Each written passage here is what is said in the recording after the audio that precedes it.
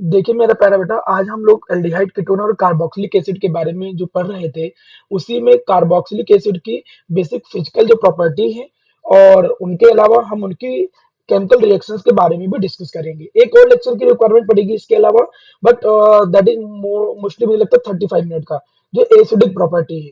क्योंकि acidic property का जो क्वेश्चन आता है वो हर साल तुम्हारे बोर्ड में भी आता है, इवन नीट विट के एग्जाम में भी आता है। इसलिए मैं एसिड वाला जो पार्ट होता था, मैं उसमें ज्यादा से ज्यादा नंबर ऑफ क्वेश्चन भी प्रैक्टिस कराना चाहता हूँ, इसलिए मैंने उसको इंक्लूड नहीं किया। अदरवाइज पढ़ाने के लिए तो 5-10 मिनट में वो कवर भी हो जाता। चलिए मैं शुरू करता हूँ फिजिकल प्रॉपर्टी। सबसे पहले जब मैं मेरा प्यारा बच्चा फिजिकल प्रॉपर्टी के बारे में बात करता हूँ, तो कई सारी फिजिकल प्रॉपर्टी होती है, जैसे स्टेट हो गया, बॉइलिंग पॉइंट हो गया, मेल्टिंग पॉइंट हो गया, सॉल्बिलिटी हो गया।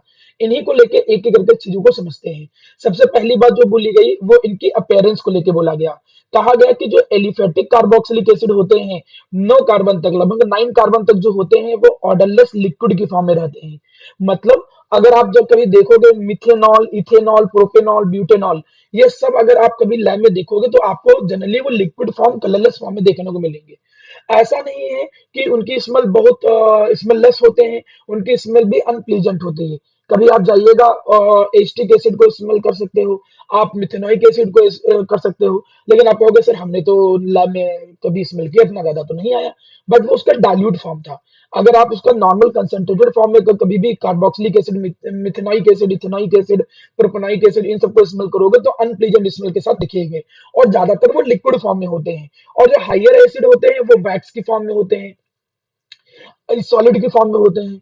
अच्छा, ये तो बात मालूम है, मुझे नहीं लगता है बताने की जरूरत है। आपको बताया गया कि जैसे जैसे कार्बन के नंबर बढ़ते चले जाते हैं, शुरू में तुमने और भी ऑर्गेनिक चैप्टर में पढ़ा था कि कम कार्बन वाले जो होते थे वो गैसेस फॉर्म में होते थे, फिर बीच वाले जो कार्बन वाले होते थे वो जनरली होते थे लिक्विड फॉर्म में, और ज्यादा कार्बन जो हो जाते थे वो सब क्या होते थे, सॉलिड फॉर्म में होते थे।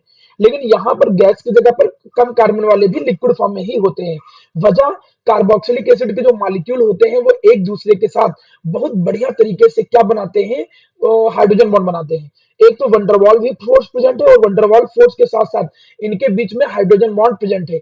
इन दो अच्छे अट्रैक्शन फोर्स की वजह से कम कार्बन वाले जो कार्बोक्सिलिक एसिड भी होते हैं, वो भी मेरा प्यारा बच्चा आपको जनरली लिक्विड फॉर्म में देखने को मिलेंगे। और अगर कार्बन 9 से ज्यादा हो जाएंगे तो वो आपको वैक्स से सॉलिड फॉर्म में देखने को मिलेंगे।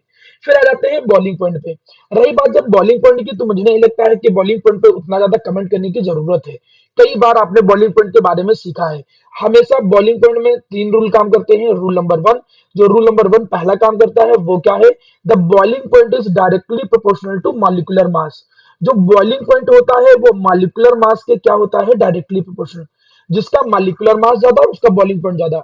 देन आप रूल नंबर टू पे जाते थे। रूल नंबर टू क्या कहता था कि अगर आइसोमर आ जाए, आइसोमर का मतलब पेंटोनाइक एसिड आ जाए, टू मिथाइल ब्यूटेनाइक एसिड आ जाए, two di methyl propanoic acid आ जाए, तो in case of isomer, what are the isomer, isomer जिनका मॉलिक्यूलर मास क्या होता है मेरा प्यारा बेटा, सेम होता है। तो आइसोमर के केस में आप देखते थे कि जो बॉइलिंग पॉइंट होता था वो इनवर्सली प्रोपोर्शनल होता था किसके, ब्रांचिंग के। मतलब अगर मैं सिंपल सी भाषा में बात करूं, इन दोनों को एग्जाम्पल के थ्रू समझाने की कोशिश करूं, तो आप ऐसे समझ सकते हो कि फॉर एग्जाम्पल, तो हमारे पास मान के चलो लिखा हुआ है क्या, प्रोपेनाइक एसिड, 3 कार्बन वाला carboxylic acid propanoic acid, and you have the methanoic acid. If someone ask कि बताओ बॉइलिंग पॉइंट किसका ज्यादा है, तो आप क्या बोलोगे, प्रोपेनाइक एसिड का बॉइलिंग पॉइंट जो होता है वो ज्यादा होता है। वहीं पे ब्रांचिंग का क्या मतलब है, ब्रांचिंग का कुछ ऐसा मतलब समझो कि मैं कहूं कि मेरे पास 5 कार्बन, 5 कार्बन का एसिड है, जैसे 5 कार्बन एसिड पेंटेनाइक एसिड। इसी में मैं कहूं कि मैं इसमें 5 कार्बन का ही एसिड रखूंगा, लेकिन मैं उसकी ब्रांचिंग कर दूंगा। अब इसका नाम है 2 मिथाइल ब्यूटेनाइक एसिड। अब ऊपर वाले में this is the first one, और नीचे वाले में this is the second one. इन दोनों में कार्बन हाइड्रोजन दोनों काउंट करोगे, मैंने हाइड्रोजन नहीं मेंशन किए हैं, वो हाइड्रोजन आप वैलेंसी के अकॉर्डिंग फिल कर सकते हो। लेकिन अगर आप इस फॉर्मूले में देखोगे तो आप देखोगे कि फॉर्मूले में मॉलिक्यूलर मास सेम आएगा। और जब मॉलिक्यूलर मास सेम होता है तो उस कंडीशन में रूल नंबर 2 लगाते हैं, दैट इज ब्रांचिंग। तो उस कंडीशन में जितने ज्यादा ब्रांचिंग होगी बॉइलिंग पॉइंट कम हो जाएगा, ब्रांचिंग ज्यादा बॉइलिंग पॉइंट कम। तो इसलिए जिसमें ब्रांचिंग कम होती है उसका बॉइलिंग पॉइंट ज्यादा होता है, पेंटोनाइट का बॉइलिंग पॉइंट ज्यादा रहेगा। तो rule number one, rule number two, आप इसको हर चैप्टर में पढ़े हो। पहला चैप्टर पढ़ा, सेकंड चैप्टर पढ़ा, अल्कोहल फिनॉल ईथर, इसके बाद आप उसमें एल्डिहाइड में भी पढ़ा आपने, कीटोन में भी आपने यही बात पढ़ी, अब आप कार्बोक्सिलिक एसिड में पढ़ रहे हो। तो ऐसा कोई मुझे नहीं लगता कि बहुत आराम से समझाने की जरूरत है। आप पुराने लेक्चर अगर देखोगे इसी चैप्टर के, उनमें भी आपको बॉइलिंग पॉइंट का रूल क्लियर हो जाएगा। रूल नंबर 3, क्या आपको बताएगा रूल नंबर 3 में क्या हम लगाते थे? रूल नंबर 3 कब अप्लाई करते थे? देखिए किसको पता है? हाँ, बिल्कुल सही। जब बिल्कुल सही, जब कंपैरेबल मास होता था, मतलब लगभग लगभग कंपैरेबल मास, आप इसको ऐसे याद किया करो, comparable mass and different functional group. मतलब इससे चीजें और आसान रहती है कि कंपैरेबल मास हो और फंक्शनल ग्रुप डिफरेंट हो। ऐसी कंडीशन में बॉइलिंग पॉइंट के लिए रूल नंबर 3 लगाते हैं। एंड बॉइलिंग पॉइंट का एक ऑर्डर होता है। उस ऑर्डर में आप क्या देखोगे मेरा प्यारा बच्चा, मैं बताता हूँ। बॉइलिंग पॉइंट के जो ऑर्डर है उसमें देखोगे कि सबसे ज्यादा जो बॉइलिंग पॉइंट होता है कार्बोक्सिलिक एसिड का होता है। इवन अल्कोहल से भी ज्यादा होता है, बड़ा सरप्राइजिंग। वजह क्या है कि जो कार्बोक्सिलिक एसिड का हाइड्रोजन बॉन्ड है उसके नंबर भी ज्यादा होते हैं और इसकी स्ट्रेंथ भी ज्यादा होती है। तो कार्बोक्सिलिक एसिड सबसे ज्यादा, फिर अल्कोहल आया, और अल्कोहल के बाद मेरा प्यारा बेटा क्या आया, फिर तुम्हारे सामने जनरली आ जाता था एल्डिहाइड एंड कीटोन। फिर आप इसके बाद आ जाते थे आप एल्डिहाइड और कीटोन के आप बॉइलिंग पॉइंट। एल्डिहाइड और कीटोन के बाद फिर आपके सामने आ जाता था जिसे हम बोलते थे अमीन। अमीन के बाद फिर तुम्हारे सामने आ जाता था जिसे हम बोलते थे अल्काइल हैलाइड। अल्काइल हैलाइड के बाद आपके सामने हाइड्रोकार्बन आ जाते थे। नॉर्मल ऑर्डर आपके पास लिखा होगा, मतलब ऐसा नहीं कि मुझे पूरा ऑर्डर बताने की जरूरत है, वो ऑर्डर सब आप लोग पहले से जानते हो और पहले से लिखे भी हैं। तो ये कुछ करस्पॉन्डिंग ऑर्डर होता था किसका मेरा प्यारा बच्चा, बॉइलिंग पॉइंट के रिलेटेड। तो बॉइलिंग पॉइंट का रिलेशन ये होता था एल्डिहाइड कीटोन इसके बाद आ जाएंगे, अमीन पहले यहाँ जाएगा, चेक कर लीजिएगा एक बार। अब मैं कुछ क्वेश्चन प्रैक्टिस कराने की जब जरूरत महसूस होगी तो लास्ट में देखूंगा। अभी हम आते हैं नेक्स्ट टॉपिक पे, दैट इज नोन एज सॉल्बिलिटी। अच्छा, कार्बोक्सिलिक एसिड पानी के अंदर बहुत इजीली सॉल्युबल होंगे। क्यों भैया इजीली सॉल्युबल होंगे? क्योंकि कार्बोक्सिलिक एसिड का अगर तुम स्ट्रक्चर बनाओ, देखो ये स्ट्रक्चर देखो कार्बोक्सिलिक एसिड का, आप कार्बोक्सिलिक एसिड का अगर स्ट्रक्चर बनाओ तो देखोगे कि इसके पास पोलर ऑक्सीजन और पोलर हाइड्रोजन भी है, इलेक्ट्रोनेगेटिविटी के डिफरेंस के कारण। और यहाँ की पोलरिटी अल्कोहल से कंपेयर कर लो तो ज्यादा होती है। मतलब कुछ तो वजह होगी कि बॉइलिंग पॉइंट एसिड का अल्कोहल से भी ज्यादा हो गया था। आप अल्कोहल में देखो, अल्कोहल की पोलरिटी चेक करो और टॉनिक एसिड की पोलरिटी चेक करो, दोनों की पोलरिटी में कंपेयर करो। यहाँ पे तो आर इलेक्ट्रॉन दे रहा है, ये जब इलेक्ट्रॉन इधर से देगा तो पोलरिटी घट जाएगी, और यहाँ पर ये कार्बन इलेक्ट्रॉन खींचेगा, अलग से खींचेगा। इस वजह से कहीं ना कहीं पोलरिटी अल्कोहल से भी ज्यादा होती है। मतलब मैं एसिड के OH बॉन्ड की बात करूं और अल्कोहल के OH बॉन्ड की बात करूं तो एसिड के OH बॉन्ड में पोलैरिटी अल्कोहल से भी ज्यादा होती है। इसी वजह से, और आपको मालूम है कि वाटर भी पोलर होते हैं, water are also polar in nature. Water जो होते हैं वो भी मेरा प्यारा बच्चा पोलर इन नेचर होते हैं। और आपको मालूम है कि पोलर कोई भी सब्सटेंस जो होता है that easily dissolve into the water. ये वजह है जिसके कारण ये अल्कोहल जो होता, एसिड जो होता है वो पानी के अंदर सॉल्युबल है। मतलब यहाँ पर रीजन आप दो बता सकते हो। The first reason, polarity of polarity of polarity of acid RCOH. RCOH के अंदर पोलैरिटी होती है ओएच बॉन्ड के कारण है। लेकिन उसमें भी जो तुम मेन वजह लिखोगे, इसमें तुम स्टार लगा जब कभी क्वेश्चन आएगा तो ये मेन वजह लिखोगे कि क्या, कि carboxylic acid form hydrogen bonding. वो क्या करते हैं, वो हाइड्रोजन बॉन्डिंग बनाते हैं, they form the hydrogen bonding with the water. Carboxylic acid जो होते हैं वो क्या बनाते हैं, form hydrogen bonding with the water, वो वाटर के साथ हाइड्रोजन बॉन्डिंग बनाते हैं। ये इसके साथ ये पोलर हाइड्रोजन और ऑक्सीजन होने की वजह से हाइड्रोजन बॉन्ड बनने लगता है। दोनों एक दूसरे के कंप्लीमेंट्री फैक्टर हैं। मतलब ऐसा कोई सोचने वाली बात नहीं है कि पोलैरिटी और दोनों अलग अलग बातें हैं। रियलिटी की बात की जाए तो दोनों एक दूसरे का कंप्लीमेंट्री फैक्टर है। अगर OH की पोलैरिटी ना होती तो वो हाइड्रोजन बॉन्ड भी साथ ना बना पाता। तो पोलैरिटी भी हाइड्रोजन बॉन्ड बनाने में हेल्प करती है। और जो मेन वजह कॉपी में आपको कभी लिखना होगा कि why the carboxylic acid that good have good solubility in the water, तो आप बोलोगे because they can form hydrogen bond with the water easily, क्योंकि वो हाइड्रोजन बॉन्ड इजीली बना सकते हैं वाटर के साथ। चलिए मैं आगे बात करता हूँ। सॉल्युबिलिटी का एक नियम तुम पहले जानते थे, मुझे नहीं लगता ये नियम आपको बताने की जरूरत है। आपको ये नियम अल्कोहल में भी बताया गया था। और वो नियम क्या होता था जरा गौर करिए। नियम होता था कि जो सॉल्युबिलिटी होता था वो साइज ऑफ अल्काइल ग्रुप का जो साइज होता था उसके इनवर्सली प्रोपोर्शनल होता था। जितना बड़ा अल्काइल ग्रुप उसकी सॉल्युबिलिटी उतनी कम। मतलब मैं अगर सॉल्युबिलिटी कंपेयर करूं, फॉर एग्जांपल मुझे सॉल्युबिलिटी कंपेयर करना हो प्रोपेनॉइक एसिड में और मुझे सॉल्युबिलिटी कंपेयर करना हो मिथेनॉइक एसिड में, मुझे मिथेनॉइक मिथेनॉइक एसिड और प्रोपेनॉइक एसिड, इन दोनों के बीच में अगर सॉल्युबिलिटी कंपेयर करना हो तो तुम देखोगे मेरा प्यारा बेटा, क्या देखोगे कि इसका अल्काइल ग्रुप बड़ा है, this is the bigger alkyl group, और इसका अल्काइल ग्रुप क्या है, थोड़ा सा स्मॉलर साइज का है। अब इसका अल्काइल ग्रुप, इधर वाले अल्काइल ग्रुप को अगर हम देखें तो बड़े साइज का है। बड़े साइज का अल्काइल ग्रुप होने की वजह से सॉल्बिलिटी कम हो जाएगी। हम क्या बोलेंगे कि acetic acid is more soluble than propanoic acid. जितना बड़ा एल्काइल ग्रुप सॉल्बिलिटी कम हो जाती थी। और आपको रीजन भी बताए जा चुके हैं कि एल्काइल ग्रुप जो होते थे वो इलेक्ट्रॉन डेंसिटी जब डोनेट करेंगे उसकी वजह से जो पोलैरिटी होती है, पोलैरिटी वो डिक्रीज हो जाती है। बिगर एल्काइल ग्रुप आप ऐसे कह सकते हो कि जितने ज्यादा बिगर एल्काइल ग्रुप होते हैं, ये बिगर एल्काइल ग्रुप करते क्या है, दे डिक्रीजेस, वो डिक्रीज कर देते हैं polarity of the molecule, decreases the polarity of molecule. वो जो पोलैरिटी होता है मॉलिक्यूल की, वो क्या कर देते हैं, पोलैरिटी ऑफ मॉलिक्यूल, उसकी पोलैरिटी को डिक्रीज कर देते हैं। इस वजह से सॉल्वेंटी घटने लगती है। एसिड पानी के अंदर सॉल्युबल है क्योंकि वो हाइड्रोजन बॉन्ड बना सकते हैं पानी के साथ। लेकिन जितना बड़ा एसिड होगा, मतलब अल्काइल ग्रुप जितना बड़ा होगा, उसकी सॉल्वेंटी घटती चली जाएगी, डिक्रीज होती चली जाएगी विद रिस्पेक्ट टू दूसरे कार्बोक्सिलिक एसिड के कंपेरिजन में। जितना बिगर अल्काइल ग्रुप, उसकी सॉल्वेंटी उतनी कम हो जाएगी। सो दीज आर द सम, आप कह सकते हो कि जो मैंने आपके साथ डिस्कस की फिजिकल प्रॉपर्टी, सॉल्बिलिटी, बॉइलिंग पॉइंट, इनकी स्टेट। एक मैं और डिस्कस करूंगा, दैट इज मेल्टिंग पॉइंट। मैं जनरली मेल्टिंग पॉइंट बोर्ड की क्लास में नहीं डिस्कस करता हूं क्योंकि ये मेल्टिंग पॉइंट कम डिस्कशन में आता है। और यहाँ पर भी ऐसा कोई रिक्वायरमेंट नहीं कि नहीं बोर्ड में इस पे मेल्टिंग पॉइंट पे क्वेश्चन आए हुए हैं। बस थोड़ा नॉलेज सीख लो, उसमें थोड़ी इंटरेस्टिंग बातें हैं। इसमें इंटरेस्टिंग बात क्या होती है, मेल्टिंग पॉइंट, देखो दोनों में अंतर समझो, बॉइलिंग पॉइंट मेल्टिंग पॉइंट में अंतर तो तुम जानते होगे।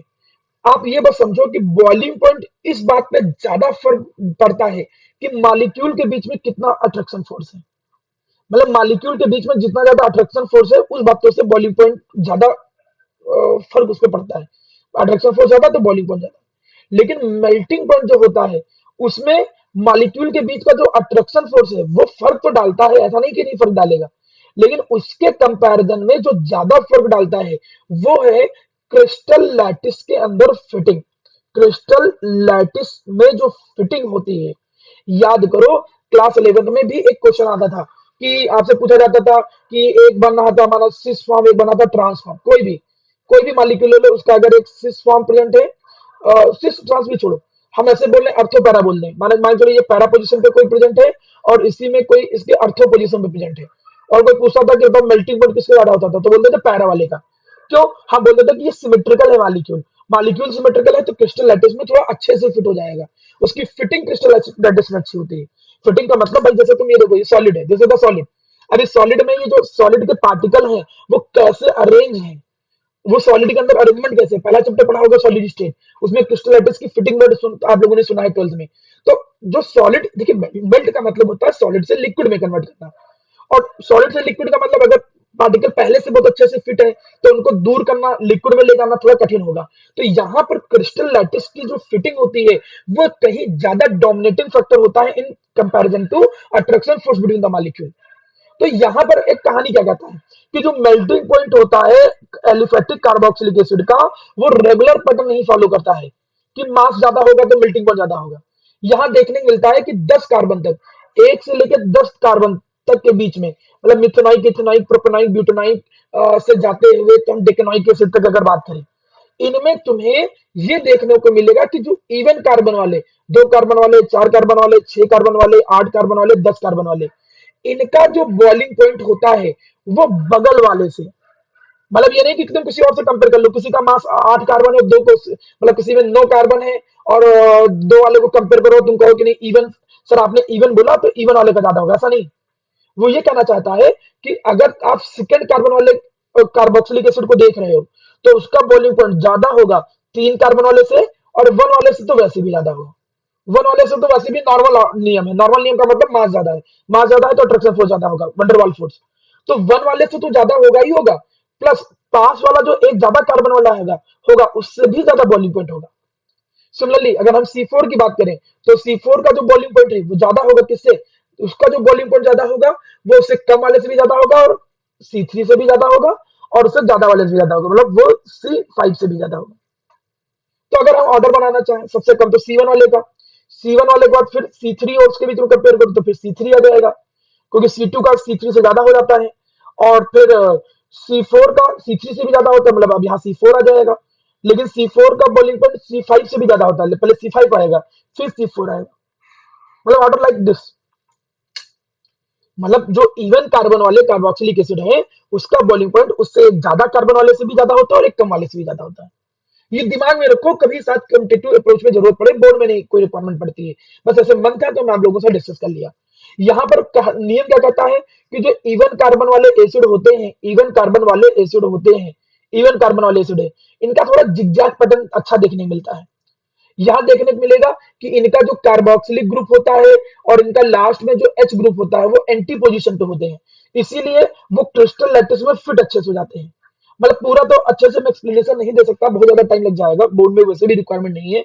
बस तुम इतना समझ लो कि इवन कार्बन वाले जो कार्बोक्सिलिक एसिड हैं, उनका स्ट्रक्चर कुछ इस तरीके से बनता है कि वो अपने क्रिस्टल लैटिस में कुछ ज्यादा ही अच्छे से अरेंज हो जाते हैं।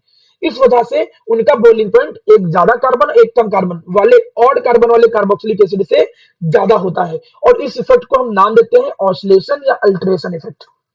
फिर मैं ये बात कर लूं, this is not in syllabus, NIS लिख सकते हो इस पे, क्योंकि इस पर बस क्वेश्चन मेल्टिंग पॉइंट का आता नहीं है। बस पॉइंट चूंकि डिस्कस कर रहा था, मेल्टिंग पॉइंट चल रहा था तो मन में था, तो हमने आपके साथ चीजें डिस्कस कर ली। अब आगे बढ़ता हूँ। रिकॉर्डेड लेक्चर देखिएगा, लास्ट में मैं आपको पेज ओपन करने के लिए बोलूंगा, आप उसके स्क्रीनशॉट खींच लीजिएगा। Now we come into the chemical reactions, chemical properties. Chemical reactions का मतलब कोई केमिकली रिएक्ट कैसे करता है। केमिकली रिएक्शन में पहले एक बात समझो, मैंने यहाँ पर अलग अलग तरीके से रिएक्शन डिस्कस की है। जैसे पहले हमने एक रिएक्शन ऐसे डिस्कस की, जरा गौर करो। पहले हमने रिएक्शन डिस्कस की है कि ये जो एसिडिक हाइड्रोजन है, इसकी वजह से कौन कौन सी रिएक्शन होती है। क्या आपको मालूम नहीं है कार्बोक्सिलिक एसिड एसिडिक नेचर के होते हैं, और क्यों होते हैं ये भी सिखाया गया था, क्योंकि ये बड़ी इजीली एक H प्लस लूज करेगा, और जब ये H प्लस को लूज करेगा तो यहाँ निगेटिव चार्ज आएगा, कार्बोक्सिलेट आयन आएगा, और ये कार्बोक्सिलेट आयन को रेजोनेंस के थ्रू स्टेबलाइज कर लिया जाएगा। इसीलिए ये जो H है वो जल्दी रिलीज हो सकता है, इजिली रिलीज, वो जल्दी क्या हो सकता है, इजिली रिलीज हो सकता है, और वो जल्दी रिलीज हो सकता है, इसीलिए हम बोल देते हैं एसिडिक हाइड्रोजन। तो कहीं ना कहीं कार्बोक्सिलिक एसिड का जो एसिडिक नेचर होता है, वही वो इस पोलर OH की वजह से या एसिडिक हाइड्रोजन की वजह से ही होता है। तो कुछ reaction, the reaction due to hydrogen of COH, मतलब ये जो एसिडिक हाइड्रोजन की वजह से कुछ रिएक्शन आ जाती है। ये रिएक्शन बिल्कुल वही है जो 10th में तुमने पढ़ा है। मुझे नहीं लगता है मुझे बताने की कोई जरूरत भी है। जरा देखो, क्या आपने 10th में नहीं पढ़ा था कि एसिड जो होते हैं वो जो मेटल से रिएक्ट करते हैं तो क्या बनाते थे, वो सॉल्ट प्लस हाइड्रोजन गैस बनाते थे। ये पढ़ा है, सुना भी है। हाइड्रोजन गैस को डिस्टिंग्विश करने के लिए, पता करने के लिए हाइड्रोजन गैस ही पॉप साउंड टेस्ट होता था, बर्निंग करने ले जाते थे, पॉप साउंड के साथ बर्न होता था, पढ़ा है तुमने। दूसरी रिएक्शन, ये भी आपने पढ़ा होगा, जरा गौर करिए। रिएक्शन क्या होती थी, एसिड प्लस बेस। एसिड और बेस जब आपस में कंबाइन होते थे तो वो क्या बनाते थे, वो बनाते थे सॉल्ट प्लस वाटर, वो सॉल्ट और वाटर बनाते थे। तीसरी रिएक्शन आपने ये भी पढ़ा होगा कि एसिड जो होते हैं वो जब वो रिएक्ट करते थे किसके साथ, कार्बोनेट के साथ, ये 10th CBC IC दोनों में रिएक्शन होती थी, या बाई कार्बोनेट, हाइड्रोजन कार्बोनेट उसको कहते थे। एसिड अगर कोई कार्बोनेट या बाई कार्बोनेट से रिएक्ट करता है तो वो क्या बनाएंगे, वो बनाएंगे सॉल्ट प्लस वो क्या बनाएंगे, वाटर प्लस वो क्या बनाएंगे, CO2 बनाएंगे। 10th क्लास की तो कॉन्सेप्ट ही है। मुझे नहीं लगता यार कि 11th के कॉन्सेप्ट है कोई बहुत कठिन चीज है। रिएक्शन भी उसी पैटर्न को फॉलो करेगा, कोई बहुत अजीब चीज थोड़ी है। ये देखो मेटल है, इसके साथ कंबाइन किया तो क्या बनाएगा, सॉल्ट प्लस हाइड्रोजन, इसका सॉल्ट बनेगा। सॉल्ट कैसे बनेगा, जिंक की वैलेंसी 2 होती है और एसीटेट की वैलेंसी 1 होती है। एसीटेट की वैलेंसी 1 होती है तो क्रॉस मल्टीप्लाई करोगे तो एसीटेट का होल ट्वाइस Zn, तो वही देखो लिखा है। अगर आप रिएक्शन को जरा गौर करके देखें तो आपको वही कुछ ऐसा ही लिखा मिलेगा। ये डाई एसीटेट मैंगनीज सॉल्ट बन गया प्लस हाइड्रोजन गैस रिलीज होगी। ये एसिड है, ये बेस है, एसिड और बेस में मिलकर क्या बनाएंगे, सॉल्ट प्लस वाटर, तो सॉल्ट बन गया प्लस वाटर बन गया। एसिड प्लस कार्बोनेट, ये रिएक्ट करेंगे तो क्या बनाएंगे, salt plus water plus CO2। Acid plus NaSO3, salt plus water plus CO2। बस सॉल्ट पे तुम्हें नजर रखने की जरूरत है कि सॉल्ट कौन सा होगा, वो उस पर डिपेंड करेगा मेटल कौन सा है। जरा मुझे एक क्वेश्चन बताना, एक क्वेश्चन ऐसे लेके आ जाए एग्जाम में, फॉर एग्जाम्पल कि तुम्हारे सामने क्वेश्चन ऐसे लेके आ जाए, CH3COOH प्लस एल्यूमिनियम ये डाल करके कोई हीट कर दे, और कोई पूछे तो what will form, can anyone tell, क्या बनेगा, क्या बनेगा। आपने देखा ये एसिड है, ये मेटल है, एसिड और मेटल कंबाइन करके क्या बनाते हैं, सॉल्ट प्लस हाइड्रोजन गैस। तो सॉल्ट यहाँ पर क्या बनेगा, पहले एल्यूमिनियम की वैलेंसी देख लो 3 है, एसीटेट की वैलेंसी कितनी होती है, 1 होती है। तो आपको भी मालूम है कि फॉर्मूला मल्टीप्लाई होकर क्या बनेगा, try acetate, try acetate aluminium. Salt कैसा बनेगा, सॉल्ट कुछ ऐसा बनेगा, try acetate aluminium plus hydrogen gas. Hydrogen gas release होगी, बाद में आप उसको बैलेंस आउट कर सकते हो। आप बैलेंस आउट करोगे, अपने आप वो रिएक्शन बैलेंस आउट हो जाएगी। मतलब रिएक्शन फॉर्मेट आप समझ लो, क्वेश्चन कहाँ कैसे रिक्वायरमेंट पड़ेगा वो तो प्रैक्टिस आपका अभी जल्दी से चालू होने वाला है, 10 15 दिन के बाद सिलेबस कंप्लीशन के बाद, तो फिर आप आराम से वहां प्रैक्टिस कर सकते हो। अब आगे हम बात करते हैं नेक्स्ट, इस चीजों को समझने के बाद आगे की हम बात करते हैं। नेक्स्ट देखिए, नेक्स्ट है reaction involving the OH of COH group. मतलब यहाँ पर जो कार्बोक्सिलिक एसिड का ये OH ग्रुप है, ये पूरा का पूरा, इसके साथ कैसे रिएक्शन होता है, कभी कभी ये पार्टिसिपेट करता है रिएक्शन के दौरान। तो उसके अंदर कई सारी रिएक्शन आती है, जिनमें से पहला आता है एस्टरीफिकेशन। मुझे ये भी बताने की जरूरत नहीं है, एसिड चैप्टर में, एल्कोहल वाले चैप्टर में बकायदा बहुत अच्छे से पढ़ाया गया था कि एस्टरीफिकेशन कितने टाइप का होता है। लेकिन चूंकि अब वो टर्म 1 में था, इसलिए एक बार थोड़ा सा मैं डिस्कशन दोबारा कर ले रहा हूँ, ठीक है, जिससे आपको कॉन्सेप्ट क्लियर है। रिएक्शन में आपको मालूम था कि कोई भी अल्कोहल जब कार्बोक्सिलिक एसिड से कंबाइन करता है, तो रिएक्शन में एसिड से निकलता था OH, एसिड से निकलता था OH, और अल्कोहल से क्या निकलता था, H निकलता था। एसिड से OH और यहाँ से वाटर इलिमिनेट हो जाता था। जैसे ही ये वाटर इलिमिनेट होगा, डिहाइड्रेटिंग एजेंट H2SO4 आप यूज करते थे, 2 3 ड्रॉप डालते हो स्यूट स्मेलिंग के लिए, और जब ये आप करोगे तो देखोगे RC डबल बॉन्ड यहाँ से हट गया, ये हिस्सा यहाँ पर आकर जुड़ जाएगा, मतलब यहाँ पर आकर क्या जुड़ जाएगा, OR डैश, ये आकर जुड़ जाएगा, this is the ester. OH और H जो बाहर निकला है वो that is known as water. ये बात बहुत ध्यान रखने वाली जरूरत है कि OH कहां से निकलता है, एसिड से। OH come from acid, OH जो होता है वो कहां से निकलता है, एसिड से निकलता है। और जो H होता है वो कहां से निकलता है, वो अल्कोहल से निकलता है। क्योंकि कभी कभी जब स्ट्रीफिकेशन का उल्टा होता था, तो उसको उसको भी याद रखने के लिए पैटर्न याद रखना पड़ता था कि जो RCO वाला हिस्सा होता था, इतना हिस्सा याद करो, इतना ये एसिड वाले में आप पुट कर देते थे और इतना हिस्सा अल्कोहल। लेकिन अभी मैं कुछ एग्जांपल लेता हूं, जरा एग्जांपल देखो।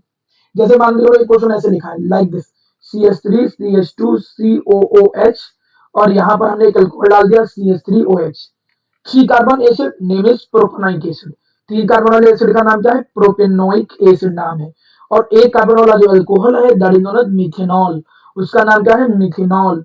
अब आपने 1 ड्रॉप आपने पुट कर दिया H प्लस की एसिड की डाल दिया H2SO4, ठीक है, कंसंट्रेटेड एसिड को।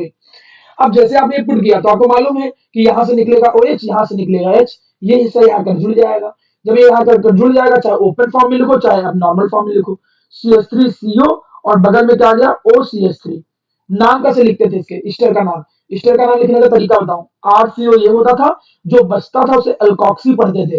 अल्कोक्सी का मतलब ये क्या है, मिथॉक्सी, इथॉक्सी ऐसे करके, तो दिस इज द मिथॉक्सी। कितने कार्बन होते थे जो बचे थे, इसके अंदर 3 कार्बन है, तो प्रॉप सिंगल बॉन्ड है बीच में, तो एन, एन का ई हटके क्या आता था, OH, मिथॉक्सी प्रोपेनोइट।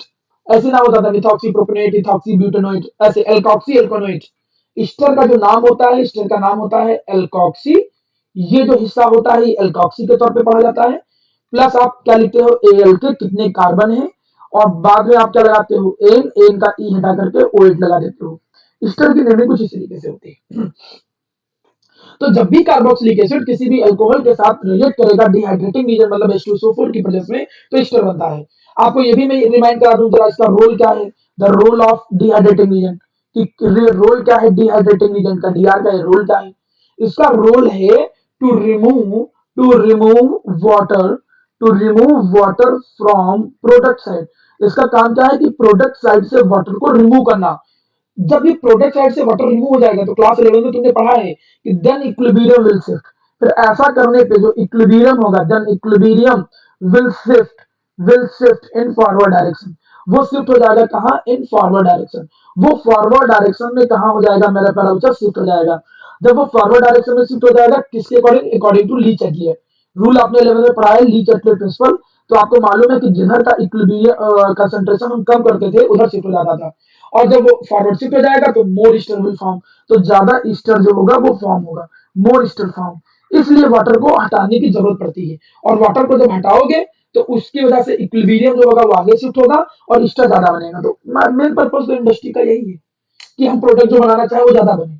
और ये रिएक्शन जो होती है रिवर्सिबल नेचर की, डिस्ट्रीफिकेशन, इसलिए यहाँ पर डिहाइड्रेटिंग रीजन का अमाउंट ठीक ठाक डालने की बहुत रिक्वायरमेंट है। इससे ईस्टर ज्यादा मिलेगा और तुम्हें कहीं ना कहीं इसमें भी ठीक ठाक महसूस होगी। तो उम्मीद करता हूँ स्टिफिकेशन क्लियर हुआ होगा, ऑलरेडी पढ़ा हुआ है, कोई नई चीज नहीं है, आपको समझ में आ जाएगी। आगे चलता हूँ, ये बातें प्रॉपर डिस्कस करने के बाद देखिए, ऑर्गेनिक पढ़ने का सबसे अच्छा तरीका है जो मैं नोट्स बनवाता हूँ उनको बहुत अच्छे से करूँ, ठीक है।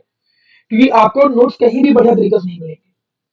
खासकर इस चैप्टर की मैं बात करूं, आप रेफरेंस ओपन करोगे, बहुत ज्यादा ज्यादा दिया हुआ है। एनसीईआरटी ओपन करोगे, ठीक है, NCERT is good for the organic part, लेकिन उसमें एक्सप्लेनेटरी पार्ट नहीं है, केवल जनरल रिएक्शन लिखी है। इसलिए मुझे लगता है कि आपको प्रॉपर वे में चाहो तो एनसीईआरटी के अंदर ही चीजों को एक्सप्लेन करते हुए लिखो, वो भी चल जाएगा। लेकिन आपको पहले तो हर रिएक्शन को समझना पड़ेगा अच्छे से, फिर उसको मेमोराइज करना पड़ेगा, फिर उनको अप्लाई करना पड़ेगा, देन ऑर्गेनिक अच्छी लगेगी आपको। अब आगे बात करता हूँ। नेक्स्ट, अभी मैं ओएच की रिएक्शन पढ़ रहा हूँ। ओएच का मतलब कार्बोक्सिलिक एसिड का ये जो ग्रुप आप देख रहे थे, ओएच ग्रुप। पहले हमने रिएक्शन डिस्कस की एच वाली की, अब ओएच वाली ग्रुप की बात कर रहा हूँ। इसी में एक रिएक्शन और है। ये रिएक्शन जरा देखो, गौर करो, मेरा परिचय क्या है कि अगर कभी भी कार्बोक्सिलिक एसिड होता है, इस कार्बोक्सिलिक एसिड के अंदर आप पुट कर देते हो, माना PCl3, आप पुट कर देते हो PCl5, आप PCl5 पुट कर दो, दिस इज PCl5, रॉन्ग है, एंड आप पुट कर दो SOCl2, कुछ भी पुट कर दो। तो ऐसा करने पे होता क्या था, OH हटके उसकी जगह पर Cl आ जाता था।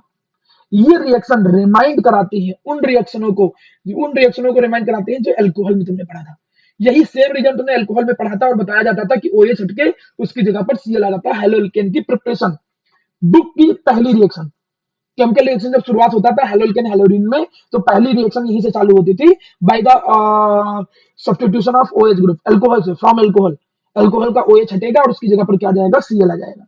तो अल्कोहल हटा करके उसकी जगह पर Cl अगर तुम लाओगे, तो वही काम यहाँ पर वैसे पैटर्न वही है। OH हट के यहाँ पर Cl आ जाता है, वो अल्कोहल में था, वो यहाँ था, कोई नई चीज थोड़ी है। और इवन कितनी इंटरेस्टिंग बात है, बाई प्रोडक्ट भी वही रहेंगे, ये भी नहीं कि बाई प्रोडक्ट बदल जाए। याद करो वहां का, अगर हम SOCl2 डाल देते थे तो बाई प्रोडक्ट क्या बना था, बाई प्रोडक्ट बनता था SO2 प्लस HCl। और आपको बोला जाता था कि यही मेथड ज्यादा प्रेफर किया जाता है, क्यों, क्या किसी को याद है क्यों ये मेथड ज्यादा प्रेफर करते थे? ये बोला भी जाता था।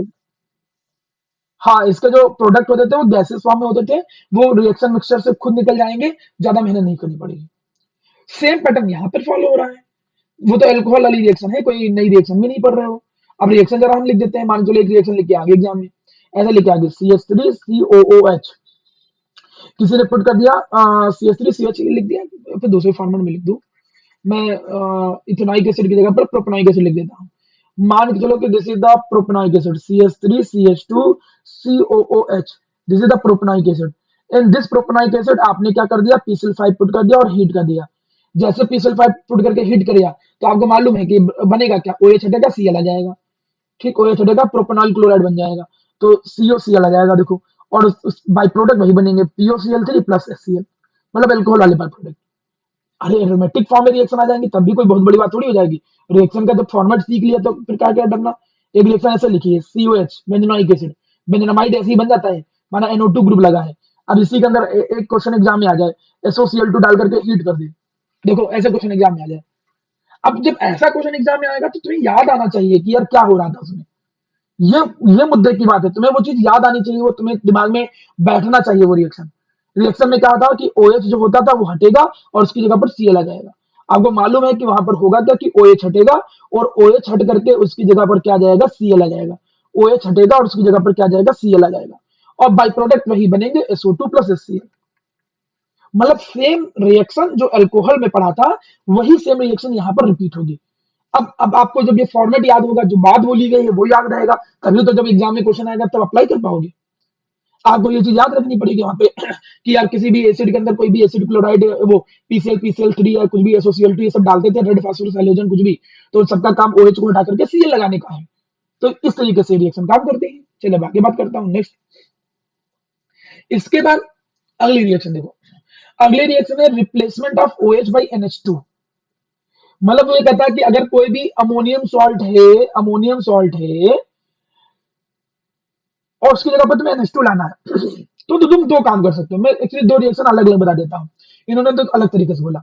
इन्होंने कहा या तो तुम्हारे पास सोडियम सॉल्ट और अमोनियम सॉल्ट हो, जरा यहाँ गौर करिएगा जरा, ठीक है। अमोनियम सॉल्ट कैसे बना होगा, अगर आप इसको देखो, ये एसिड है, इसके अंदर अगर मान के चलो तुम बेस डाल दो अमोनियम हाइड्रोक्साइड डाल दोगे तो अमोनियम सॉल्ट बनेगा ना। और अमोनियम सॉल्ट में फिर तुम उसको हीट करोगे, तो ये नियम ये कहता है कि हीट करने पर वाटर इलिमिनेट हो जाता है, वाटर निकल जाता है। वाटर जब निकलेगा H2 और एक O, तो आपको एसिड अमाइन मिलेगा, इथेनामाइड प्रोपेनामाइड एसिड अमाइन मिलेगा। ऐसा रिएक्शन खासकर एनसीईआरटी में डिस्कस नहीं किया गया। एनसीईआरटी में कैसे डिस्कस किया गया है, उसमें डिस्कशन ऐसे किया गया है कि कोई भी अगर एसिड होता है और उसको मैं अगर अमोनिया के साथ, कोई भी एसिड होता है उसको मैं अमोनिया के साथ हीट करता हूँ, तो रिएक्शन में बताया गया कि वाटर एलिमिनेट होगा। याद रखना, किसी भी एसिड को अमोनिया या अमोनिया के डेरिवेटिव से जब रिएक्ट कराओगे तो यहाँ से OH निकलेगा, यहाँ से H निकल जाएगा, water will be eliminate and you will get the amide RCONH2। आपको क्या मिल जाएगा मेरा प्यारा बच्चा? आपको मिल जाएगा एसिड अमाइड। आपको एसिड अमाइड मिलेगा और वाटर जो हो जाएगा वो इलिमिनेट हो जाएगा। दिस इज द रिएक्शन, ये है रिएक्शन। अब वो क्वेश्चन मैं यहाँ पर बना दूं, मैं क्वेश्चन आपके सामने ऐसे बना दूं कि भाई ऐसे लिख दूं मैं बेंजोनोइक एसिड, और बेंजोनोइक एसिड में मान के चलो कि मैंने अमोनिया डाल करके हीट कर दिया, मैंने अमोनिया पुट किया, अमोनिया डाल करके हीट कर दिया, आपको मालूम है वाटर निकलेगा, OH यहाँ से H यहाँ से, तो क्या बनेगा? बेंजोनामाइड बन जाएगा। कहीं कोई भी कार्बोक्सिलिक एसिड में यही होगा, अमोनिया डाल करके हीट करोगे तो वाटर निकलेगा, और वाटर निकलेगा तो वहां पर एसिड बन जाएगा। और अगर अमोनियम सॉल्ट है तब तो वो दो, मतलब तब तो फिर उतना ज्यादा कोई टेंशन वाली बात नहीं। अगर अमोनियम सॉल्ट है, अगर अमोनियम सॉल्ट है तब तो उतना ज्यादा कोई टेंशन लेने की जरूरत भी नहीं है। क्लियर है मेरा प्यारा बच्चा? डिहाइड्रेशन, जरा इस रिएक्शन को देखो, डिहाइड्रेशन रिएक्शन क्या है? ये ठीक है, इस रिएक्शन को तुम ऐसे भी तैयार कर सकते हो, this is for the preparation of acid anhydride. ये प्रिपरेशन ऑफ एसिड एनहाइड्राइड, क्योंकि जब हम कार्बोक्सिल ग्रुप पढ़ रहे थे तो उसमें एनहाइड्राइड भी होते थे, एनहाइड्राइड, तो ये एनहाइड्राइड की प्रिपरेशन में रिएक्शन यूज होती है। मैं इसको थोड़ा जनरल फॉर्म में लिखता हूँ, थोड़ा जनरल फॉर्म में लिखूंगा शायद ज्यादा समझ में। ये RCOH, ठीक है जी। यहाँ पर मैं एक और लिख देता हूँ ऐसे ही सेम टू सेम, RCOH, दो एसिड के मालिक्यूल हमने लिख दिए, these are the two acid molecule. जब हम इसके अंदर डालते हैं P2O5, P2O5 की एक बात समझ लो, ये बहुत बढ़िया गुड डिहाइड्रेटिंग एजेंट है, मतलब ये एक बहुत अच्छा डिहाइड्रेटिंग एजेंट है। ये तो इनऑर्गेनिक मॉलिक्यूल के अंदर से भी वाटर निकाल देता है, ठीक है। तो ये एक अच्छा डिहाइड्रेटिंग एजेंट है।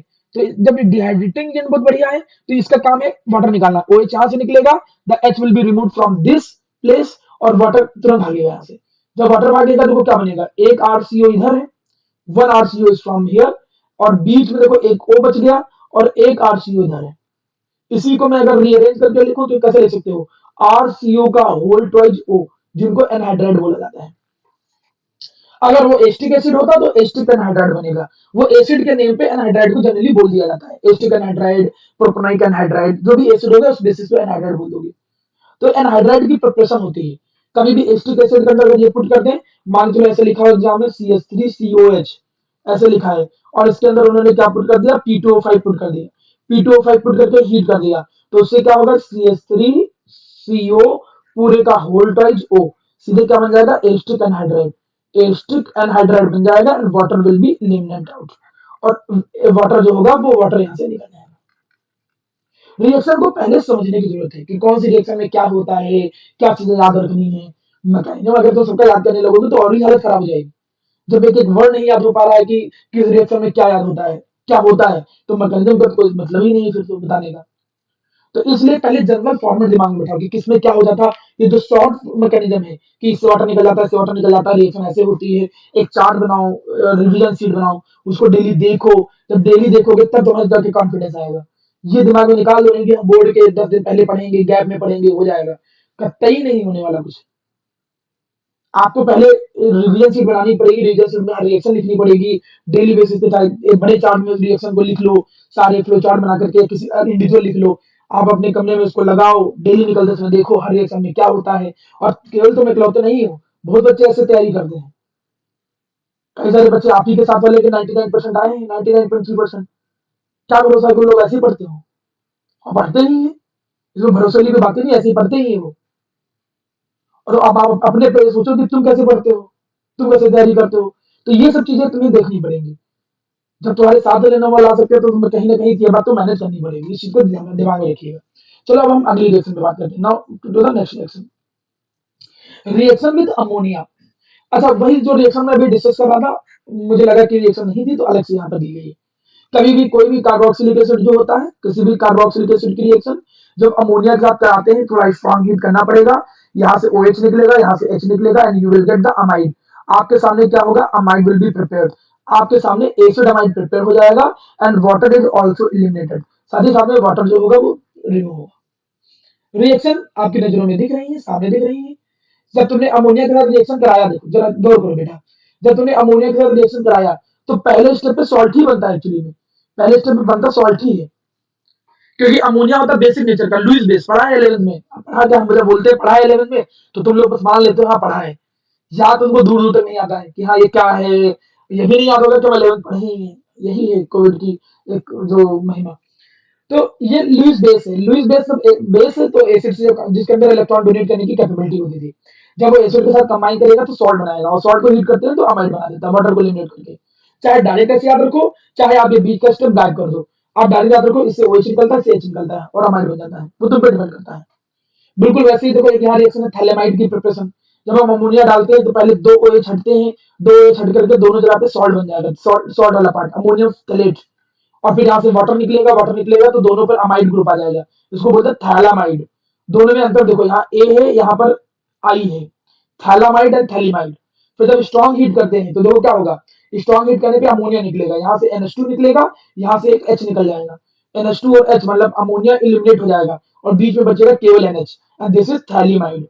मैंने ये एग्जांपल इसलिए भी पुट किया है क्योंकि दो तरीके से आ सकता है, एक एग्जाम में पूछेगा कि बताओ थैलीमाइड क्या होता है, what are the phthalimide reaction. दूसरा क्वेश्चन ऐसे एग्जाम में आ सकता है कि हाँ अमीन की प्रिपरेशन में जाओगे, गैब्रियल थैलामाइड सिंथेसिस, जब अमीन चैप्टर पढ़ोगे ना तो वहां पर गैब्रियल थैलामाइड सिंथेसिस है, तब मैं तुमसे बोलूंगा कि थैलीमाइड का यूज करूंगा पहले, और मैं कभी बताऊंगा थोड़ी कहाँ से आया है थैलीमाइड। तब आप ये ऐसे उल्लू जैसा मुंह नहीं बनाओगे कि ये क्या अचानक लिख दिए, बड़ी अजीब चीज, ये पढ़ाई जा चुकी है, मतलब ऐसा एक्सप्रेशन देना पड़ेगा तुम्हें, भले ना याद आए, ठीक है, लेकिन एक्सप्रेशन ऐसा देना पड़ेगा, अरे ये तो मेरे घर का है, जाना पहचाना है, तो इसलिए आपको रिमाइंड करा रहा हूँ, बीच में मैं बताते चला हूँ, अगले चैप्टर में आएगा। तो ये थैलीमाइड हो गया, अमोनिया के साथ रिएक्शन सिखा दिया गया। We come to the next reaction, reduction. जरा रिडक्शन रिएक्शन को जरा गौर करिए, रिडक्शन में भी क्या होता है, ये भी से थोड़ा गलत लिख गया, हाँ, आर सी एच क्या रहा था पैटर्न, तो तुमको मालूम है ना बेटा बेटा, कि अगर एसिड है, एसिड का अगर हम रिडक्शन करें तो एसिड का अगर हम ठीक ठाक रिडक्शन कर लेते हैं तो एसिड के रिडक्शन से एल्डिहाइड कीटोन बनता है, लेकिन अगर अच्छा रिडक्शन करते हैं तो अल्कोहल बनता है, और अल्कोहल का फर्दर रिडक्शन करेंगे तो हाइड्रोकार्बन मतलब एल्केन में भी कन्वर्ट किया जा सकता है। CDC में एल्केन में कन्वर्जन नहीं है, मेन ये है एसिड से अल्कोहल बनाना। अब नियम क्या कहता है, एसिड से अल्कोहल बनाना है तो तुम्हें बढ़िया रिड्यूसिंग एजेंट यूज करना पड़ेगा, उस बढ़िया रिड्यूसिंग एजेंट में आता है लिथियम एल्यूमिनियम हाइड्राइड, प्रेफर तो इसी को कहते हैं लिथियम एल्यूमिनियम हाइड्राइड। और लिथियम एल्यूमिनियम हाइड्राइड से कहीं अच्छा क्या है, लिथियम एल्यूमिनियम हाइड्राइड से कहीं ज्यादा अच्छा जानते हैं क्या है, डाइबोरेन। आप डाइबोरेन यूज कर लो, B2H6 डाइबोरेन यूज कर लो, पेरोक्साइड के साथ यूज कर रहे थे स्टेबिलिटी देने के लिए, ठीक, तो डाइबोरेन की एक खाद, हाँ डीहाइड्रेट कर सकते हो, डाइसोल्यूटाइल वाटर। नहीं डाइबोरेन अलग चीज होगा, डाइबोरेन तो B2H6 होगा, तो डीहाइड्रेट अलग चीज होगी, यहाँ डाइबोरेन वर्ड हम बोले खाली। अब ये डाइबोरेन भी एक रिड्यूसिंग में काम करता है, वैसे आपकी बुक में लिथियम एल्यूमिनियम हाइड्राइड यूज हुआ है, तो आप फोकस इस पे ज्यादा करो, लेकिन खासियत डाइबोरेन की बढ़िया है। डाइबोरेन की खासियत ये बढ़िया है कि उसके साथ में अगर मान के लो कोई कंपाउंड है, ये ईस्टर को नहीं परेशान करता है, नाइट्रो को नहीं परेशान करता है, हेलो को नहीं परेशान करता है, मतलब ये किसी को भी रिड्यूस नहीं करता है, हेलो नाइट्रो ईस्टर, उसका काम है एसिड को अल्कोहल में रिड्यूस कर देना। अदरवाइज इतना बहुत ज्यादा दिमाग पे जोर मत दो, आप सिंपल से रिएक्शन याद रखो कि लिथियम एल्यूमिनियम हाइड्राइड डालोगे तो एसिड अल्कोहल में कन्वर्ट हो जाते हैं। NaBH4 मत यूज करना, लिख भी दिया है देखो, सोडियम बोराहाइड्राइड जो होता था NaBH4 as a reducing agent, ये कार्बोक्सिलिक ग्रुप को नहीं रिड्यूस करता है।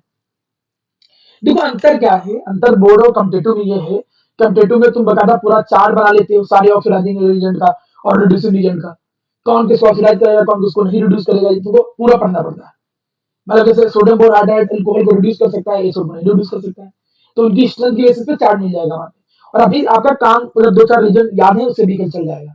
मतलब अगर तुम्हारे सामने एक क्वेश्चन लिखा है लाइक दिस कि यहाँ पर हमने यहाँ लगा दिया COH, ठीक है, यहाँ पर हमने लगा दिया कुछ भी, हमने मिथाइल ग्रुप है, और हमने इसके अंदर क्या डाल दिया लिथियम एल्यूमिनियम हाइड्राइड, ठीक, अभी NO2 NO2 नहीं देता, NO2 जो है NO2 अगर NO2 लगाते हैं ना तो लिथियम एल्यूमिनियम हाइड्राइड NO2 को भी रिड्यूस कर देता है NH2 में, पढ़ा नहीं क्या NO2 रिड्यूस हो जाते हैं NH2 में, अमीन की प्रिपरेशन में सिखाऊंगा मैं तुमको। तो रीजन ये है कि आपके अभी वैसे क्वेश्चन भी नहीं मिलेंगे, आप परेशान मत हो कि कहीं ऐसा क्वेश्चन आ जाएगा तो क्या दिमाग में रखना पड़ेगा, नहीं, आप बस इतना याद रखो एसिड जो होते हैं वो अल्कोहल में कन्वर्ट कर देता है लिथियम एल्यूमिनियम हाइड्राइड, या कोई भी रिएजेंट है, रिडक्शन सिंपल है, कोई कठिन रिडक्शन नहीं है। आते हैं नेक्स्ट। अब दो तीन रिएक्शन है, इन पे गौर करिए, 10 से 12 मिनट में आपको और लूंगा, फिर कर दूंगा। आ गया है नेम रिएक्शन। इस पे आप वेरी इंपॉर्टेंट लगा सकते हो, कई बार ये नेम रिएक्शन रिपीट हुई है। इसका रोल बहुत ज्यादा नहीं है कि कन्वर्जन वन्वर्जन में भी चल सकता है काम, लेकिन इसको बस दिमाग में रखने लायक है। हेल वुलहार्ड जेलेंस्काई रिएक्शन, ये कहता क्या है? ये सिंपल सी भाषा में बस इतना कहता है कि अगर तुम्हारे सामने कोई भी कार्बोक्सिलिक एसिड है, बस रिक्वायरमेंट क्या है इसकी, एक की अल्फा हाइड्रोजन होना चाहिए। अगर उसके पास अल्फा हाइड्रोजन है, तो जब हम हेलोजन रेड फास्फोरस के साथ डालते हैं और सेकंड स्टेप पे हाइड्रोलिसिस कराते हैं, तो उसके अल्फा पोजीशन पे हेलो आ जाता है। इसको हम बोलते हैं अल्फा हेलो कार्बोक्सिलिक एसिड। मतलब मैं एक एग्जांपल लेके लिखूं, अगर मैंने एक एग्जांपल लिखा CH3 CH2 COH, मैंने ऐसे लिख दिया, या फिर हम एक और लगा दें CH2 फिर CH लगा दें, इसका नाम क्या हो गया? Butanoic acid. The name of this is known as butanoic acid. इस ब्यूटेनाइक एसिड में मान चलो एग्जाम में लिखे आ गया क्या? Cl2 रेड फास्फोरस, और यहाँ पर क्या आ गया मेरा बच्चा? अगले स्टेप पे वाटर आ गया। और एग्जाम में पूछा क्या मतलब क्या बनेगा, तो क्या बनेगा क्या मतलब अल्फा पोजीशन पे हाइड्रोजन आ जाएगा। अल्फा पोजीशन पे क्या जाएगा? हाइड्रोजन आ जाएगा। बस बात करें। देखो, आपको रिएक्शन दिमाग में और बैठानी पड़ती है।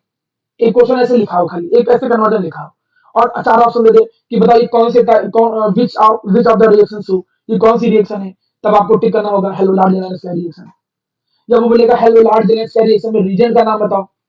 आप और भी क्वेश्चन ऐसे बना सकते हो। आप मान चलो एक क्वेश्चन मैंने ऐसे बनाया लाइक दिस, मैंने क्वेश्चन ऐसे बनाया, यहाँ पर हमने लगा दिया COOH, ठीक है।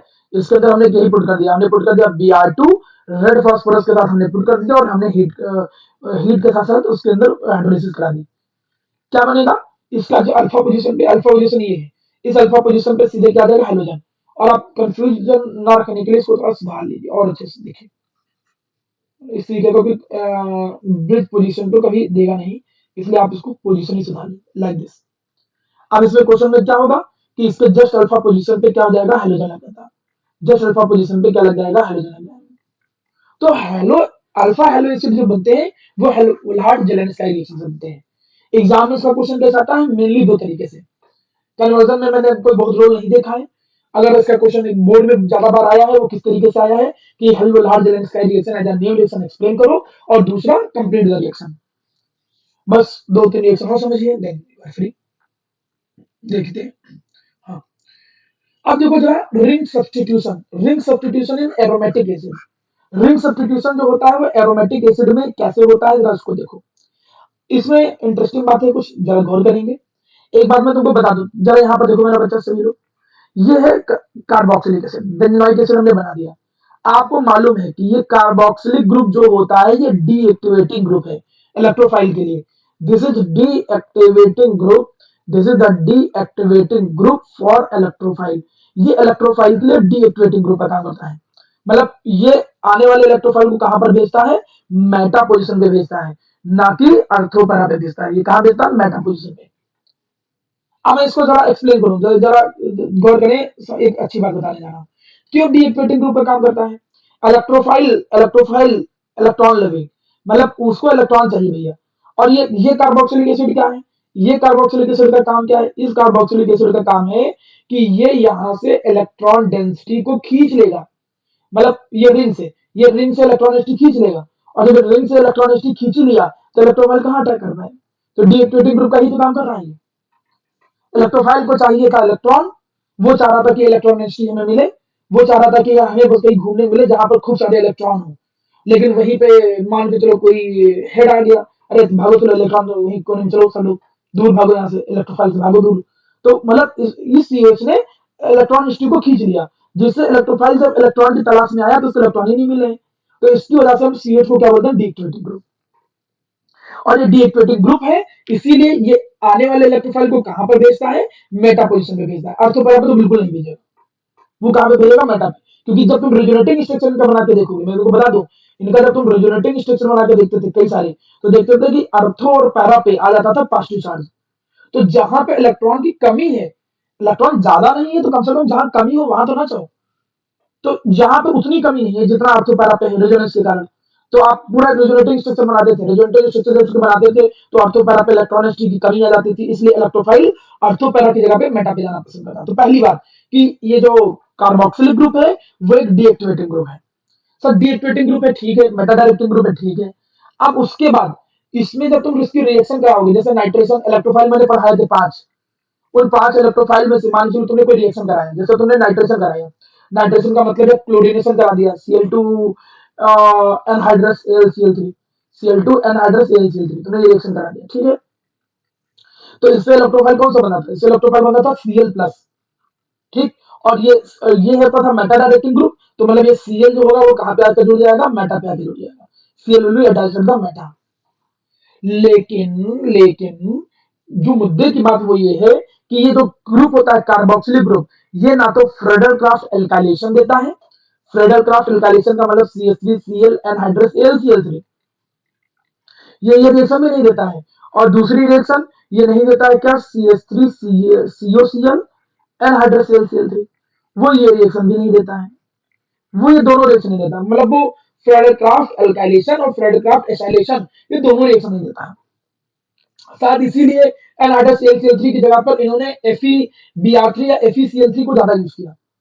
मेन एक क्वेश्चन आता है, क्वेश्चन देखो यहाँ पे लिखा है कि सीवेज ग्रुप जो होते हैं they are so strong aromatic acid कि they do not undergo the Friedel Crafts reaction. यहाँ से क्वेश्चन राइज होता है कि क्यों क्यों भैया ये फ्रेडल क्राफ्ट रिएक्शन नहीं देते, तो आप आंसर नहीं बोलोगे, क्या बोलोगे कि इसका आंसर क्या बोलोगे, बिकॉज सीएच ग्रुप जो होते हैं आर डीएक्टिवेटिंग ग्रुप, वो डीएक्टिवेटिंग ग्रुप है पहली बात। डीएक्टिवेटिंग ग्रुप का मतलब क्या कि वो इलेक्ट्रोफाइल को आने ही नहीं देंगे क्योंकि इलेक्ट्रॉनिसिटी कम कर देंगे, प्लस वो तो सब में कम करते हैं, प्लस एक्स्ट्रा क्या है, एंड दिस कंबाइन विद, और ये जो होता है दिस कंबाइन विद, और वो कंबाइन कर जाता है and this combine with AlCl3, ये जो एल्यूमिनियम ट्राइक्लोराइड यूज किया था उसके साथ कंबाइन कर जाता है। एक्चुअली में इसका जो कार्बोक्सिल ग्रुप था, मैं तुमको थोड़ा बताऊं कंबाइन कैसे करता है। ये जो कार्बोक्सिल ग्रुप होता था इसके इलेक्ट्रॉन ऊपर जाते हैं, जब इसके इलेक्ट्रॉन ऊपर जाएंगे तो कार्बोनिल जो कार्बन है इस पे इलेक्ट्रॉनिसिटी बढ़ जाएगी लाइक दिस, जब इस पे इलेक्ट्रॉनिसिटी बढ़ जाएगी तो ये जो इलेक्ट्रॉन डेंसिटी है और AlCl3 का ऑक्टेट नहीं कंप्लीट था तो उसके साथ कोऑर्डिनेट हो जाता है। मतलब और डीपली अगर ये बातें डिस्कस करनी हो तो ऐसे समझो कि कार्बोनिल ग्रुप जो होता है कार्बोक्सिल एसिड का, कार्बोक्सिल एसिड का जो कार्बोनिल ग्रुप है that is coordinated with AlCl3, वो AlCl3 के साथ कोऑर्डिनेट हो जाता है, या फिर आप ऐसे बोलो कि वो AlCl3 के साथ कंबाइन हो जाता है। तो इस वजह से भी मेरा प्यारा बेटा क्या होता था कि ये जो कार्बोक्सिलिक एसिड होता है वो कार्बोक्सिलिक एसिड, कार्बोक्सिलिक नहीं बोलोगे, आप बोलोगे एरोमेटिक कार्बोक्सिलिक एसिड, एरोमेटिक का मतलब बेंजीन बेंजोनाइक एसिड, जो एरोमेटिक कार्बोक्सिलिक एसिड होते हैं वो फ्रेडल क्राफ्ट रिएक्शन नहीं देते हैं, they don't give Friedel Crafts reaction, they don't give Friedel Crafts reaction. ये क्वेश्चन एग्जाम में आता है, आंसर देखिए हमने यहाँ पर बोल दिया कि एसिड डीएक्टिवेटिंग ग्रुप है और वो AlCl3 के साथ कंबाइन करके क्या बना देते हैं, फॉर्म द सॉल्ट, और वो क्या बना देते हैं, सॉल्ट बना देते हैं, form the salt.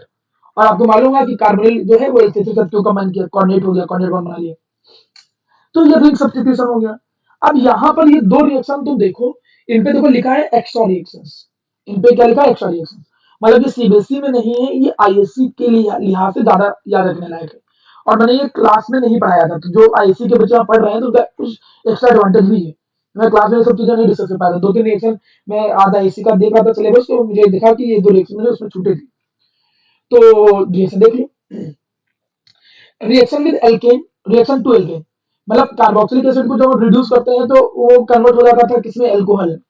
Carboxylic acid को जब हम लिथियम एल्यूमिनियम हाइड्राइड डालते थे तो लिथियम एल्यूमिनियम हाइड्राइड के पुट करने पर वो एल्कोहल में कन्वर्ट हो जाता था, ये तो तुमने पढ़ा लिया भाई। लेकिन अगर हमको हाइड्रोकार्बन मांगता कि हम हाइड्रोकार्बन चाहिए कि भाई हमको एल्कोहल की जगह पर सीधे हाइड्रोकार्बन ही रिक्वायरमेंट है, तो आपको ये सेलेक्टेड रिड्यूसिंग यूज करना पड़ेगा। मतलब अगर तुम काफी देर तक प्रोलॉन्ग हीट करते हो, पहली कंडीशन प्रेशर की कंडीशन, प्रेशर भी दे दो, और ये जो हाइड्रोइडिक एसिड है, हाइड्रोजन आयोडाइड फास्फोरस की प्रेजेंस में, small amount of red phosphorus, उसकी प्रेजेंस में जब तुम हीट करते हो तो एसिड वाला जो हिस्सा है वो डायरेक्ट हाइड्रोकार्बन में कन्वर्ट हो जाता है। मतलब ब्यूटेनाइक एसिड से तुम्हें ब्यूटेन बनाना ना, इसका यूज कर लो आराम से, ब्यूटेनाइक एसिड से डायरेक्ट ब्यूटेन बन जाएगा, ब्यूटेनाइक एसिड से प्रोपेन बनाना हो डायरेक्ट बन जाएगा, इथेनॉइक एसिड से इथेन बनाना हो डायरेक्ट बन जाएगा। तुम्हारे मन में आया कि आप इथेनॉइक एसिड से इथेन कैसे बनाए, तो आप इस तरीके से भी इथेन बना सकते हो, रेड फास्फोरस एसिड डाल करके लॉन्ग टाइम हीट कर दो। दूसरा क्या है, dry distillation of calcium salt, ये एल्डिहाइड कीटोन की प्रिपरेशन में था, लेकिन चूंकि मुझे याद आ गया है तो इसलिए मैं यहाँ पढ़ा दे रहा हूँ। और सर यहाँ क्यों पढ़ा रहे हो, क्योंकि ये सॉल्ट है, sodium salt, sorry carboxylic salt, metal के कार्बोक्सिलिक एसिड के सॉल्ट है। तो देखो ये इसका नाम देखो क्या पढ़ेंगे, कैल्शियम फॉर्मिक, ऐसे बोल सकते हो, इसको बोल सकते हो कैल्शियम फॉर्मेट, इसको क्या बोल सकते हो, कैल्शियम एसिटेट। ये क्या है, कैल्शियम एसिटेट। फॉर्मेट क्योंकि एक कार्बन वाला एसिड है। तो जब कैल्शियम फॉर्मेट को हीट करते हो देखो क्या बनता है, मिथेनॉल बनता है। और अगर माना कैल्शियम एसिटेट और कैल्शियम फॉर्मेट इन दोनों को कंबाइन करके हीट करते हो तो इथेनॉल बनता है। और केवल कैल्शियम एसिटेट को हीट करते हो तो बनता है आपका एसीटोन बनता है। ये डायरेक्ट रिएक्शन याद करो, कहीं कोई कन्वर्जन कोई मेथड नहीं याद करना है। जैसे ये देखो, ये अभी जो आईएससी ने आपका इस साल 2022 का जो पेपर रिलीज किया है, जो 2022 में कुछ पेपर बोर्ड रिलीज करता है ना कि इस तरीके का पेपर बनेगा टर्म टू का, तो टर्म टू के पेपर का सेकंड क्वेश्चन है, आई थिंक टर्म टू का सेकंड क्वेश्चन है। क्वेश्चन क्या करा है, calcium formate on distillation due. Calcium for आपके पेपर पहले ऐसे बनते हैं, पैटर्न आपको मालूम होगा, जो आईसी के बच्चों को मालूम है कैसे। तो क्या लिखा है, कैल्शियम फॉर्मेट ऑन डिस्टिलेशन। तो कैल्शियम फॉर्मेट क्या है, ऊपर वाला है। इसका जब डिस्टिलेशन करेंगे, हीट करके ड्राई डिस्टिलेशन करेंगे तो क्या देगा, मिथेनॉल देगा। मिथेनॉल का मतलब फॉर्मेल्डिहाइड देगा। आप ऐसे लिखो, वो क्या देगा, वो देगा formaldehyde. But distillation of calcium formate and calcium acetate, मतलब इन दोनों का जो कॉम्बिनेशन वाला जो उसका हम अगर डिस्टिलेशन करें तो उससे हमें क्या मिलता है, एच टी एल्डिहाइड। हमें उससे क्या मिलेगा, एच टी एल्डिहाइड मिलेगा। ठीक है, तो ये सैंपल पेपर का आपका पार्ट था आईसी 2022 का। तो चूंकि उसमें था कुछ रिएक्शन थी, तो मुझे चूंकि पढ़ा ही रहा हूँ रिएक्शन, तो थोड़ा एक्स्ट्रा देख लो। सीबीएसई वालों को इन रिएक्शन से कोई वास्ता दूर दूर तक नहीं है। तो अब मैं एक बार क्विकली रिवीजन कराता हूँ। रिवीजन से पहले लगभग लगभग उम्मीद करता हूँ रिएक्शंस आप लोगों को समझ में आ गई होंगी। मैं इसकी रिकॉर्डिंग बंद कर देता हूँ।